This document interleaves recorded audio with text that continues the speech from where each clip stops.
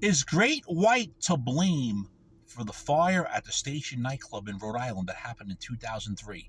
This is the Rock and Roll Weatherman. My name is Sean Morrison. You know, you can have your opinions on the special on 48 Hours.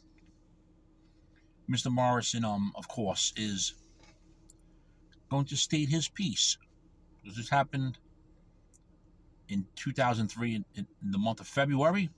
Don't have the exact date in front of me. You go on Wiki for that. Most of you know the exact date. In all fairness, at the time, it was really just Jack Russell and Mark Kendall. It was more like Jack Russell's Great White, but they kept calling it Great White. So, you know, we'll leave it like that. But the problem is people are asking who really is to blame. Honestly, it's lack of common sense on whoever's idea it was to light pyro in a nightclub, especially a small these small venues that they were playing that were holding maybe a few hundred people here and there and exceeding the fire code. And apparently this venue, the Station nightclub, had some kind of padding, some kind of styrofoam padding that was questionable too, and somehow they passed fire inspection. I'm trying to remember the story I read on that, so I don't even want to quote that, but who knows. But seriously, any band that plays a nightclub, doesn't matter. I don't care if you've played arenas for years and started playing clubs because things downsize. You do not set off pyro in a nightclub. If you do, you lack common sense, and you should be held liable both criminally and financially for any disaster that's caused. If you're not subscribed to the Sean Morrison YouTube channel, please do so. Everyone else out there that's subscribed, thank you very much for your continued love, honor, and support. It's greatly appreciated. A touring company that was in Jack Russell's name apparently agreed to pay something in the lawsuits that went on.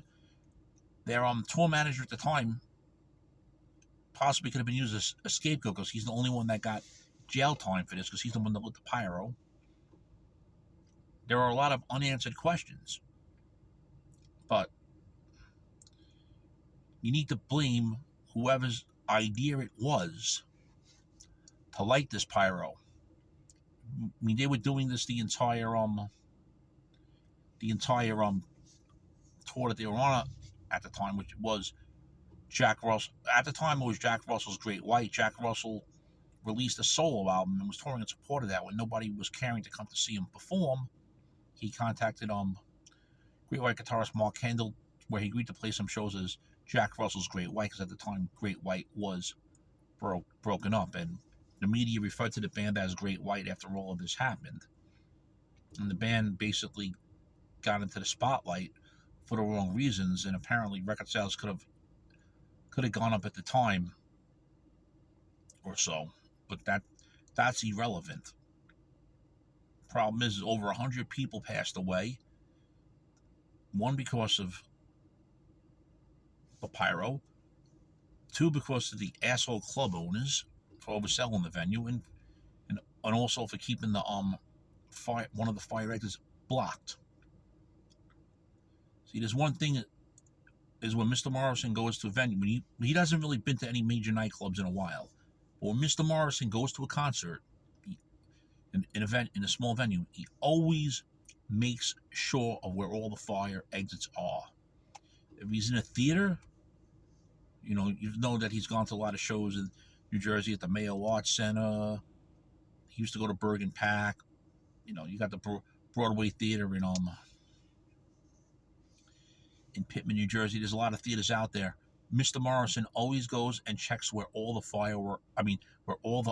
fire exits are. I didn't mean to say fireworks. Wants to make sure all the fire exits are, just in case of an emergency. He knows where to go and he goes right away.